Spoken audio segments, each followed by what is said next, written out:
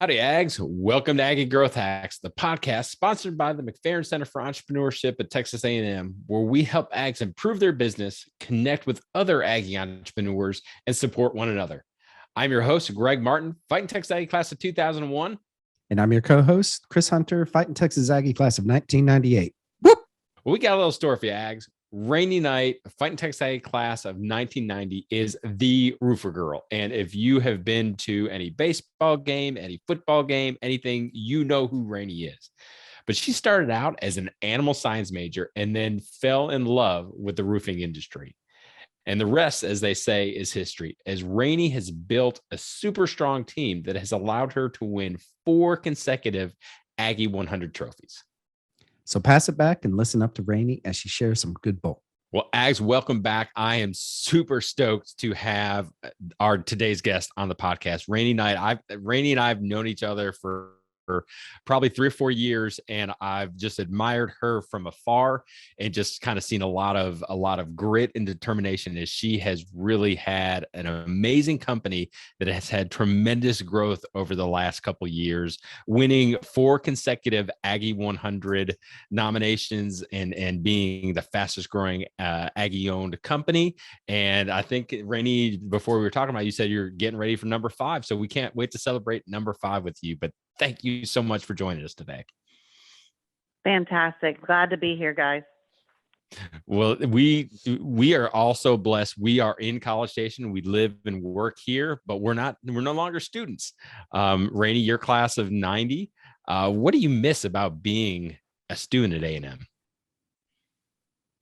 Well, it's kind of a double-edged sword living here in town. My daddy says you're on campus more now than you were when you actually went to school, but in a different capacity. So I would say I loved being in Clayburg Lounge and just all the shenanigans and things that went on in that lounge with other students. And back then we didn't have internet or computers. So if you were in the marketing class at that time, you had to timestamp in the lounge your trades on the market, and actually just being the irresponsible, let's go to the chicken instead of having to go to work days of being on campus. Love it. Absolutely love it. And that's poultry science, isn't that right? That's you're studying poultry science. I was actually animal science. Yeah, there was days that my dad and mom thought I was poultry science because we were at the chicken so much. But that's hilarious. I think that's so. It's Kyle Field is the number 1 place where Aggies remember, and number 2 is the chicken. Exactly. Love it. So one of my favorite things about Aggie Growth Hacks here is to find out what your every entrepreneur's journey is. And so why don't you tell us a little bit how you got into Aggieland Roofing and CR Systems, and how did that even begin? How did it start, and why are you really passionate about it? Absolutely. So about 28 years ago, I saw a product called polyurethane foam go down on a roof, and I was just mesmerized and became obsessed with the product. Tried to talk my dad into starting a roofing company for a couple of years. He finally said, I'm retiring, you start it. So we started CR Systems in 1996, and with wanting to do primarily polyurethane foam, which we do in the commercial division. It's actually what we do predominantly at Texas A&M and around the state. So I fell in love with that product, the energy efficiency of it. Just thought it was the coolest thing since sliced bread. Since that time, we've really become building envelope specialists. So if you have a small roof repair on your house, or if your entire wall system has failed, we can rebuild, exterior building envelope. And I continue to do it because I love the before and after of our business, especially commercial, being able to show some of those people who don't see their roofs ever, be able to show them the before and after. And like at Reed Arena, we were told by all of the facility people there, this is the first time the roof hasn't leaked since we built the building. And I Wow. continue to do it because I love hearing that. I love when we can, fill that gap for the customers and provide solutions that work for them. Well, Rainey, how did you go from animal science to construction? I mean, was your family in the construction field before? I mean, because that's a big jump. So I did grow up in the construction industry, and so had been exposed to quite a bit of it, through growing up. And actually, my senior year, I had completed a drafting program in high school and thought I wanted to be an architect, and then was like, I can't sit that long. There's no way I can be behind a desk for that long. Went to animal science and then just found my way back to construction because of this one product. And I don't know that it's kind of like drugs. I don't know that once you get into the construction industry, you can never get out. Yeah, it just gets in your blood. I can sympathize and understand that. Well, you've obviously led a tremendous company and has, like we talked about, had one of the Aggie 100 winners for the last 4 years, hopefully year number 5 in a row. So you've had a lot of growth in the last 5 or 6 years. Is there something that you can really kind of point to that says this is the tipping point? This is something that really accelerated my growth and the growth of the company? For sure. I can remember being so frustrated in 2013 and really went out and found a business coach, thinking, it's me. And, I'm the stumbling block in this business growth. And she was like, you're really poor at this invoicing and the computer side of it, the office side of it. Thanks. But at that time, I was trying to build, wear so many hats. And she was like, 2 things that just stand out is, number one, you need to do what you do best, which is sell, and outsource the rest. And so I had a good person, and I really brought him into a level of ownership in the company because his skill set is he can find talent where it just amazes me. Not only can he find the talent, but he knows how they'll work with one crew and not another crew. So, and that was Raul Ariano, and we made him a portion of ownership because of his talent there. And that also took me out of the field where I didn't need to be. The next thing I did was get a CFO. And I remember telling the business coach, I can't afford that. And she said, you can't afford not to because you do this part of it poorly. And if you'll go do what you do best, you'll make it up right away. And that was the game changer. And he's tough on me. He required me to learn the numbers. But growth is good, but it can also be bad. And so he made me, recognize we got to control the growth and make sure that it's good growth and that we're living through it. So those were the 2 game changers for sure. Interesting. Wow. Love it. Yeah, absolutely love that. I mean, and especially that controlling the growth part. And the other part to me is that over and over and over again, we've heard from other entrepreneurs, getting the right people in the organization was a complete game changer. So that's really super interesting to hear that again, So tell me real quick, what's the biggest challenge that you're facing right now, and how are you overcoming and hacking that challenge? So right now, material shortages are the biggest struggle ever. We were recently received a car dealership contract at the end of November We ordered materials the 1st of December, and they told us they should be here in next November of 2022. Whoa. And so Whoa. because we have a CFO that is kind of the voice of doom, you know, always doomsday talk and making sure that we were financially stable, we were able to fill our warehouse.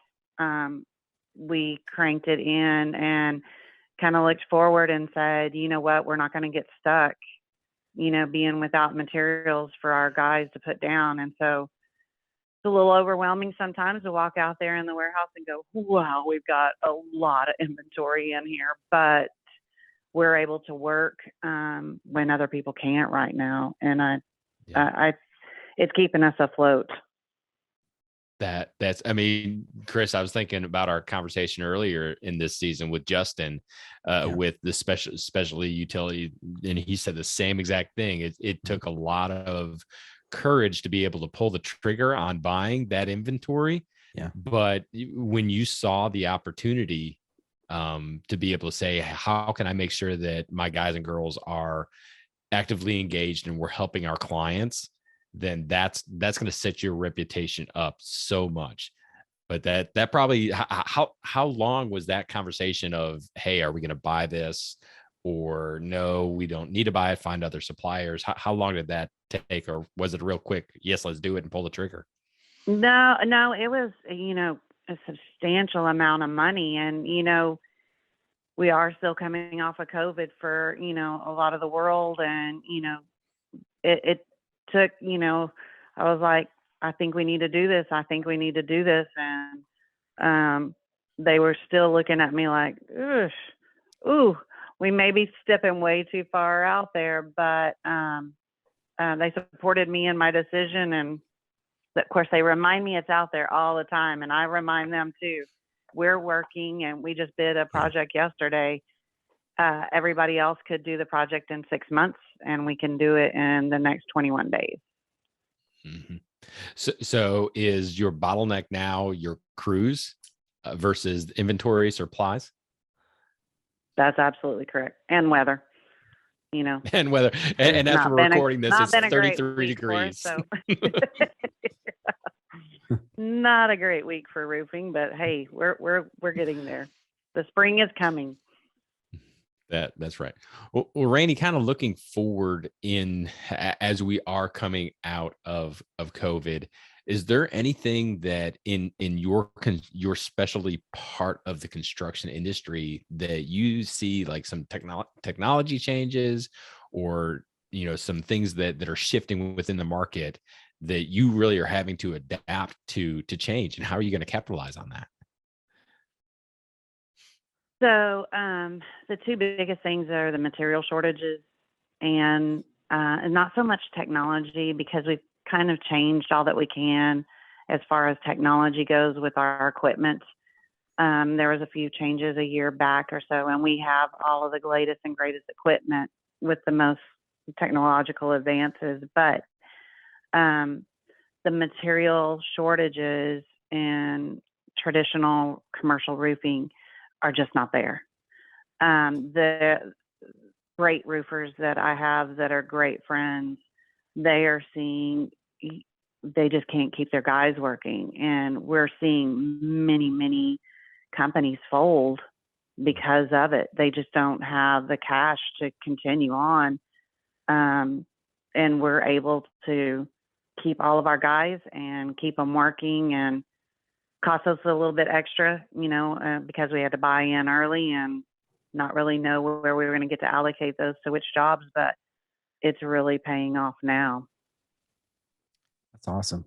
And I mean, it seems like if you positioned yourself, and this is exactly what happened with Justin, you know, does that position you then to take over market share, right? And I know you're in the Aggieland area, you know, here at Bride College Station, but is that positioning yourself for the future here, right? And getting your company more market share, really, as other companies fold. Well, and we do a tremendous amount of our commercial work in, you know, Houston, Austin, Dallas, San Antonio. Right now we have a huge project going on in San Antonio, and you know, as others go out, we are able to pick up some of those key talents, you know, and add to our wheelhouse, which is, you know, going to be epic because awesome. they will expand the market share for us. Yeah. Totally love that. So along those lines, you know, one of the things that we talk about on every episode here is our entrepreneurs, you know, big, hairy, audacious goal, you know, your 5 to 10 year moonshot. What's your big, hairy, audacious goal or your BHAG? My big goal is to get our residential division as well greased as our commercial division. It's able to just almost, you know, muscle memory on everything, just because the crews have been there so long, the systems have been there so long. It's very easy muscle memory. That's my goal, to get our residential, which has been a challenge just because traditionally everyone uses subs for their residential with during all of the construction hailstorms and for construction of residential.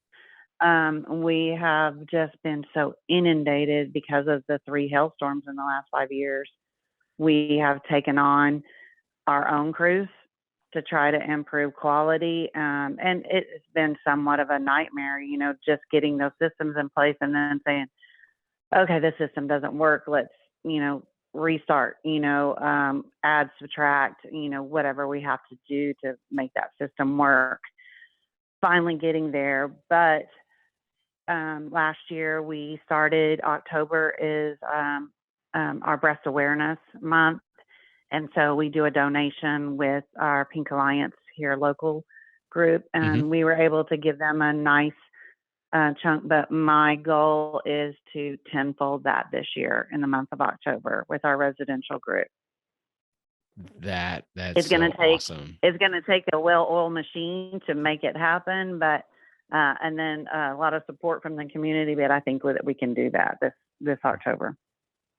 Well, Rayne, what specifically, when you talk about the systems, just it's not as smooth on the residential as it is on the commercial? Is it just because residential has so many more variables? I mean, from pitch and the type of roofing and everything. I mean, this is showing my ignorance, but I think that most commercial, it's relatively the same.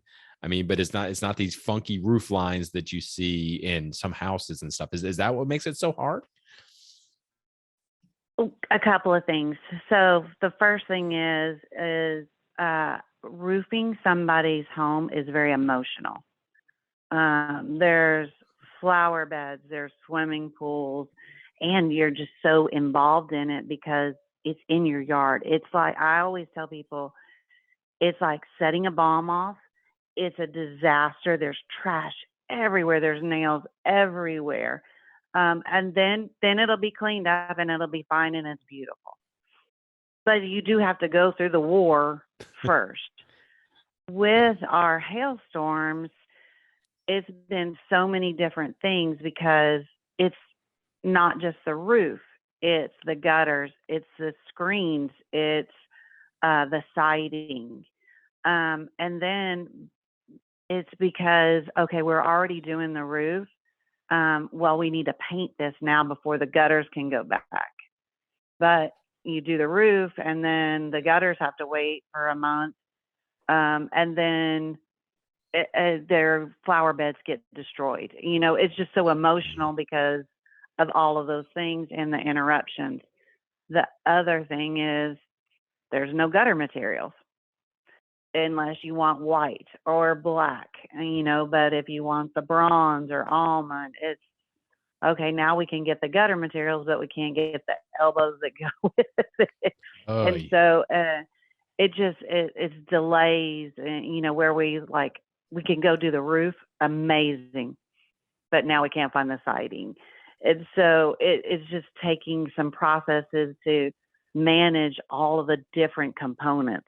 That's I can just, as you're talking through that just sounds so complex. And then, like you said, having to communicate that to the customer, to the client, to realize like, okay, we're going to get your roof fixed and it's going to take a week, 10 days, however long it is. but your home, the war zone, in some form or fashion, is going to exist for a couple months.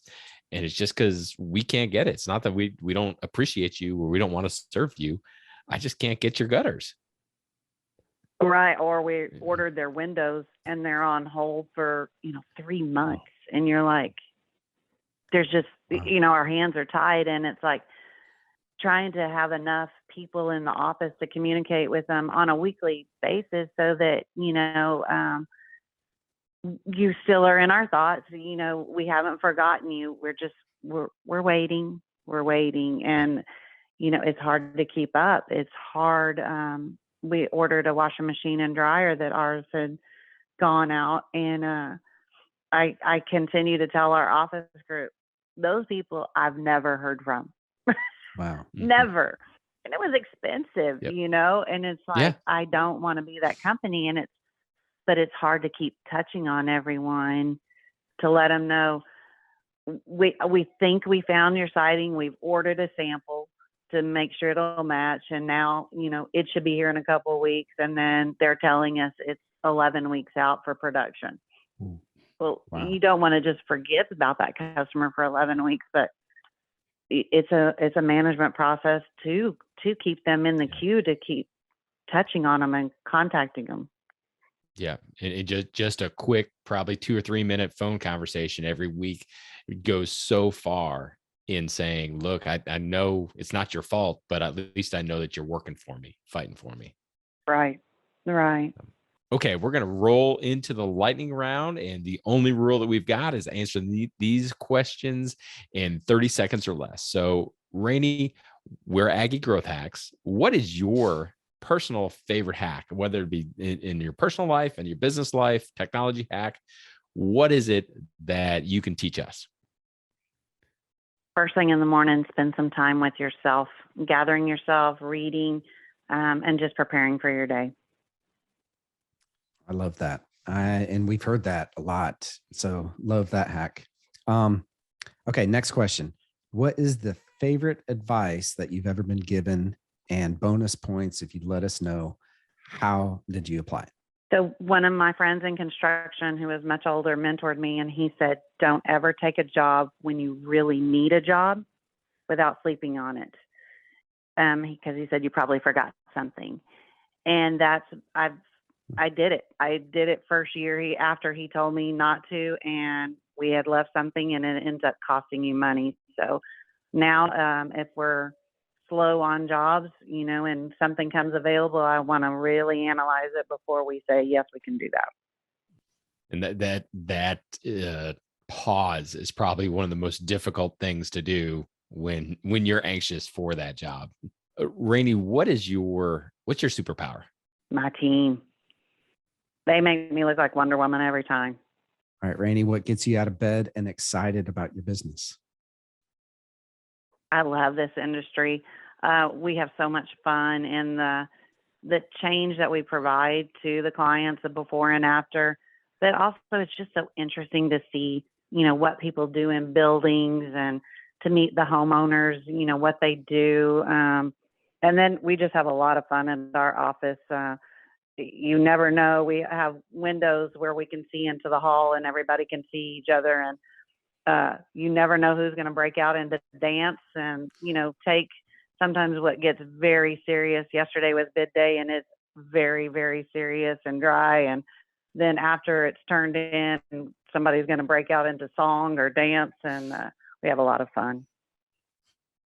And let's step back up a second, because you have an absolutely amazing, a beautiful building that you built yourself and moved in within the last year. So during COVID, during the pandemic, and had a place to be able to put all that inventory.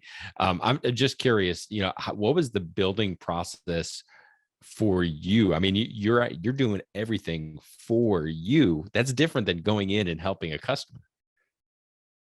Oh, it was a blast. There was nights that because I was just so proud, so excited to have it, that I would tell the guy, get off the roller and let me drive this big piece of machinery for a little while.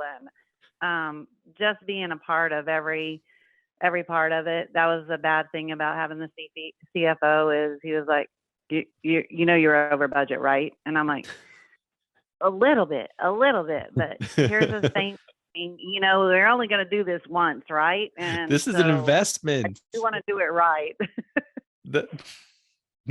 That is right. Well, it's a beautiful. I was joyfully able to be there for your ribbon cutting. It's just absolutely amazing, beautiful building. So, Rayne, how can Aggie Growth Hacks listeners get in touch with the Roofer Girl, which, by the way, is an amazing marketing ploy or just a moniker? But how can we get in touch with you? How can we support you? How can we help you? You can get in touch with us at roofergirl.com. We are out and about. We just love the opportunity to look at anything. Even if we've had several people, because of all the hailstorms, just call and ask for insurance advice. We're trying to get licensing done for roofing in Texas. And if they just have questions about something that they've already had done, we just like hearing from you and being able to help some of these clients out. Well, Rayne, thank you so much for your generosity and coming on the Aggie Growth Hack podcast and sharing everything that you have today. You've dropped some major value bombs here.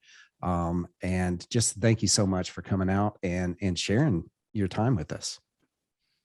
Well, thank y'all so much for having me. It's such an honor to be able to be asked on this. And I appreciate being able to share some of the advice that I was given, you know, years ago that not only was given, but it implemented and it worked. And so I'm pleased to be able to share some of that. Well, how about that, Ags? Was that amazing or what? Rayne shared some super powerful hacks with us. What was your favorite one, Greg? Well, I don't know if it was as much of a hack, but I mean, I've known Rayne for a couple of years, and her team that she has built is super amazing. And I love how she said that was her superpower. It wasn't something that she did, but she realized that in order for her to grow, in order for her to reach her business goals, what she wanted to do, she had to bring a team and create that team that allowed her to do that. And she did that. I know that you caught it, but her partial owner, Raul, who is an amazing guy. I actually met him before I met Rayne. And when I was talking to him about the business, he said, it's all about the team. It's all about building. It's all about motivating. It's all about knowing who works together well, who communicates better. And the fact that they have consistently made that part of their DNA has allowed them to actually grow and win and be an Aggie 100 winner for the last 4 years, but also to be able to say, look, this has got to be one of the biggest roofing companies in Texas. And it's because Rayne said, I'm going to build a team. So what about you? No, I 100% agree with that. And that's one thing that we've heard over and over and over and over again is having the right team, having the right people in the right seats. So this is kind of related, right? I loved it. And I wrote it down when she said this: do what you do best and outsource the rest, right? That was her advice given to her by her business coach. And, you know, when she told her she was horrible at invoicing. That's a harsh business coach, man. I know. Wow. but sometimes we have, as entrepreneurs, if we hire a coach, we have actually got to take that coach's advice. Right. And, that's right. You know, if they tell us you suck at something, I'm sorry, you got to suck it up and say, okay, yes, you're right on that. You know, because they're looking from, you know, an outsider's standpoint there, I think. Mm-hmm. But for her to hire her CFO, for her to hire her operations manager, you know, those are two really key things, right, that really propelled their organization. And I think that's just pretty awesome, you know. And I think that we as entrepreneurs can learn from that, you know, all the way around. Well, Ags, that's going to do it for another episode of Aggie Growth Hacks. We hope that you enjoyed this episode and that you check out Rayne at theroofergirl.com. She's all over all the social medias. And like I said, she is such a strong supporter of A&M and Aggie athletics that you'll be able to see her anytime you're at the next Kyle Field football game or Olson Field baseball game. Well, but anyway, as you're on the web, we hope that Chris and I, that you connect with us and you connect with Aggie Growth Hacks. Be sure to check out our Facebook group where we can continue this conversation, and also check out aggiegrowthhacks.com, where you can listen to previous episodes and check out some of our other amazing content. Aggie Growth Hacks was produced by fellow Aggies over at Podcast Architects. We also want to give a huge shout out to our sponsor, the McFerrin Center for Entrepreneurship at Texas A&M University. Since 1999, the McFerrin Center for Entrepreneurship has served as the hub of entrepreneurship for Texas A&M. If you're an Aggie entrepreneur or even a wantrepreneur, head over to their website now to find a program that's right for you. Just go to aggiegrowthhacks.com/McFerrin. So join us next time when we connect with another great Aggie entrepreneur and learn how they hack their growth. Until then, I'm Chris Hunter. And I'm Greg Martin. Thanks and gig 'em.